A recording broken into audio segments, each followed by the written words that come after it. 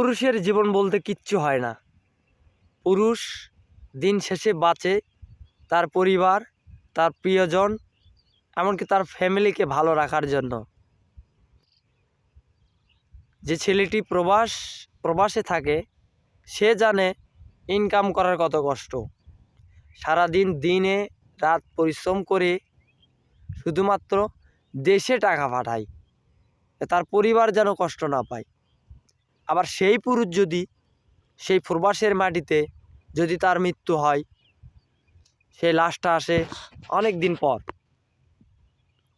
কি আসে তাহলে মূল্য? এই যে টানা 10-12 ঘন্টা ডিউটি করে ফ্যামিলিকে টাকা দিচ্ছে পুরুষ, অথচ অনেক মহিলা আছেন, কথাটা তিতা হলেও কথাটা সত্য। অনেক মহিলা আছে, স্বামী আপনাদেরকে বিদেশ থেকে টাকা পাঠায়, আপনারা সেগুলো খরচ করতেছেন, নষ্ট করতেছেন। আজ ও ছেলেকে মানে অন্য একটা ছেলের সঙ্গে কথা বলতেছেন, সময় পার করতেছেন, তাকে হেল্প করতেছেন।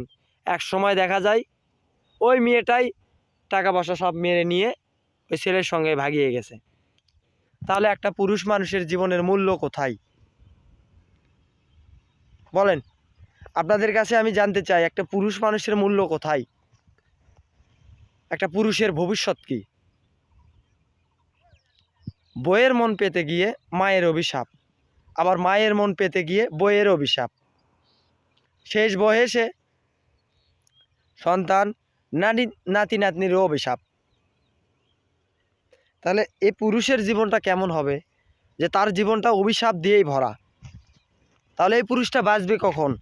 এই পুরুষটারও তো মাঝে মাঝে মন চায় মুক্ত পাখির মতো জীবন হোক তার। তাহলে যদি একটা পুরুষ, একটা মহিলা বা একটা পরিবারের কথা না ভাবতো, তাহলে একটা পুরুষ সেই দূর প্রবাসে গিয়ে সারাদিন 12-13 ঘন্টা রোদের ভিতর ঘাম ঝরা পরিশ্রম করে সেই টাকা দেশে পাঠাতো না।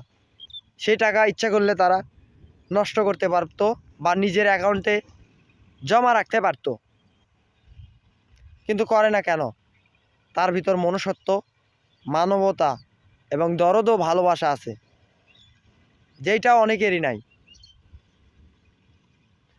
সো প্রবাসী ভাইদের বলতেছি, আপনারা যে যাই করেন নিজস্ব একটা অ্যাকাউন্ট খোলেন, যাতে আপনার জীবনে সব কিছু চলে গেলেও 100%-এর ভিতর 5% যাতে আপনি বেঁচে থাকতে পারেন। মানে আপনাকে অ্যাকাউন্ট খুলতে বলতেছি, যদি সেই অ্যাকাউন্টে আপনারা যে টাকা রাখতে পারেন, এটা আপনার জন্য ভালো।